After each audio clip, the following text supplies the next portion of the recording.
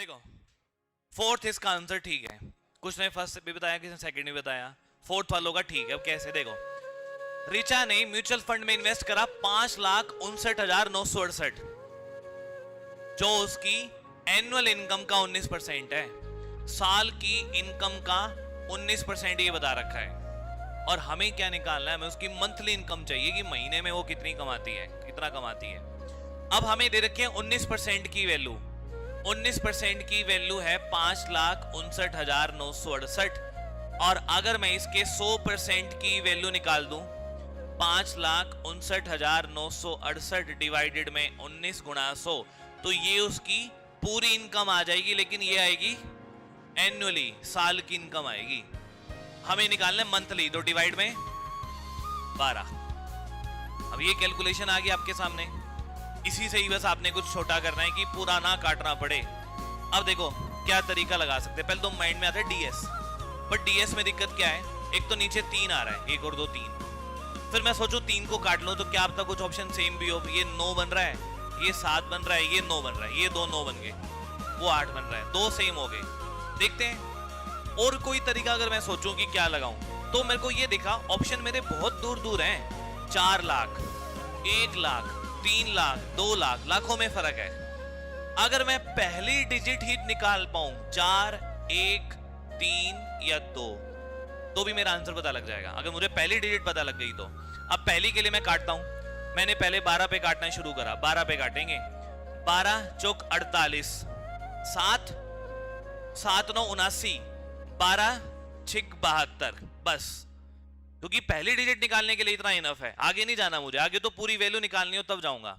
अब ये समथिंग यहाँ पे कुछ भी आएगा, मैं 19 पे काटूंगा, क्या घटेगा, 19 दूनी 38, तो 2 बार आंसर होगा आपका, तो डी आंसर आपका आ जाएगा। समझ में आया? दोबारा बता देता हूं मैं यहाँ पे कि हमें 19% की वैल्यू दे रखी थी, मुझे 100% की वैल्यू चाहिए। मनीष एक बार लोग कर देना बात।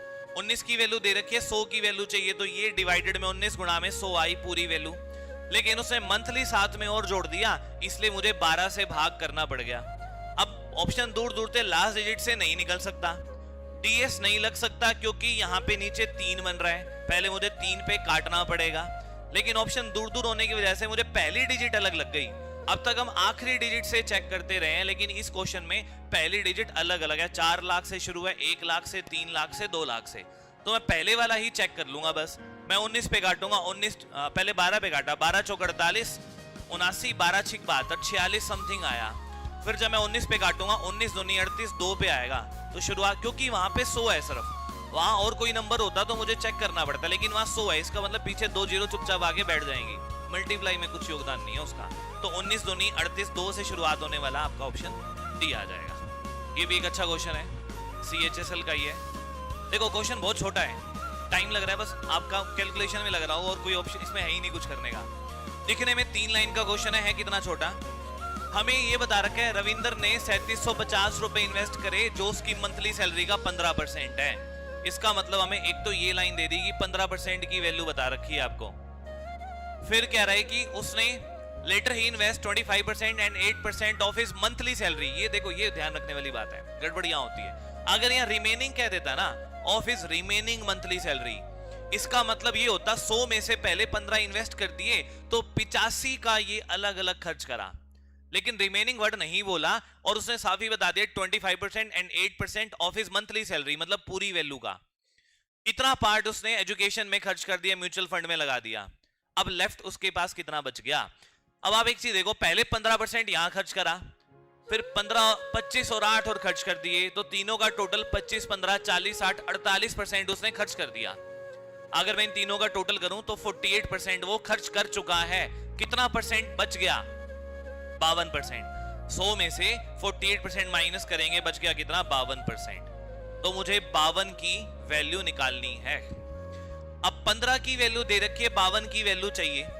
वैसे तो ये कैलकुलेशन सीधा कट रहा है, मैं डीएस नहीं लगा सकता, क्योंकि डीएस के लिए नीचे 6 आएगा, नीचे आएगा 6, या तो मुझे 3 पे काटना पड़ेगा, या फिर 15 पे सीधा काटो। टेबल बहुत आसान है, 15 दूनी 30, 15 पंजे 75, 250 गुणा 52, 250 गुणा 52।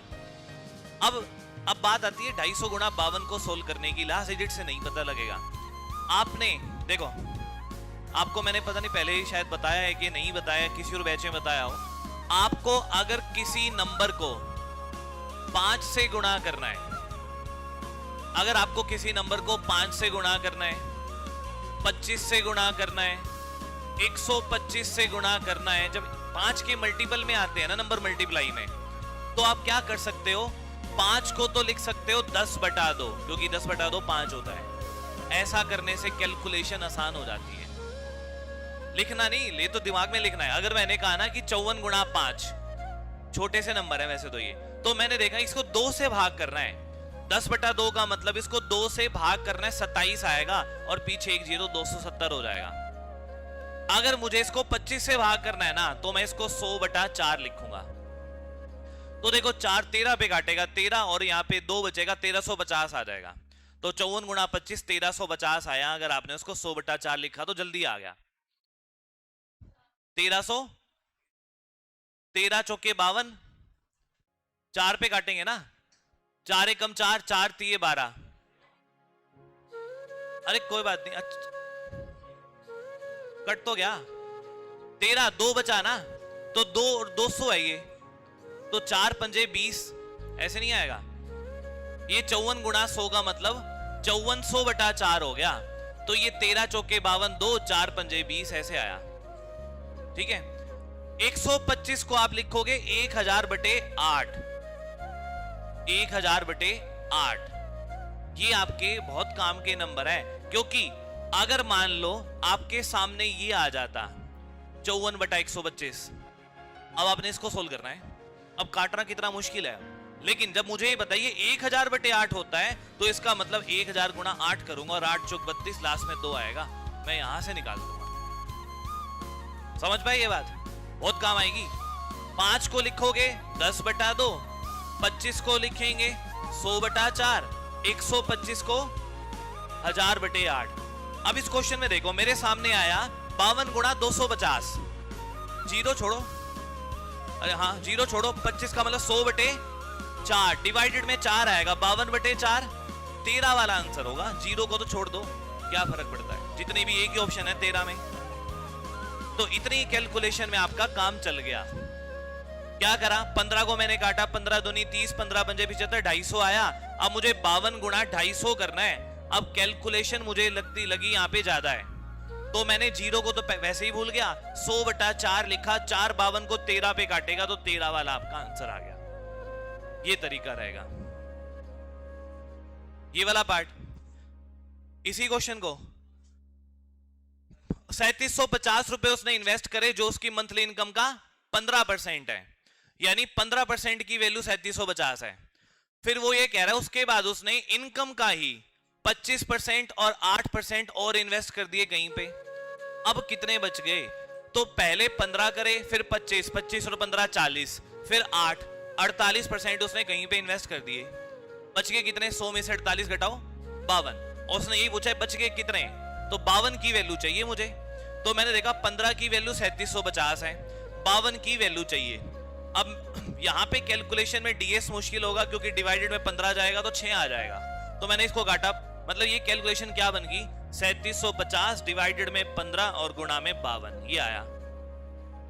अब मैंने इसको 15 पे काटा, 15 दूनी 30, 15 पंजे 75, 250 गुणा 52 आया, 250 गुणा 52। अब 250 गुणा 52 कैलकुलेशन दिखी, तो मैंने 25 को 100/4 लिख दिया और 4 52 को 13 पे काटा, मतलब 13 वाला आपका आंसर आ गया।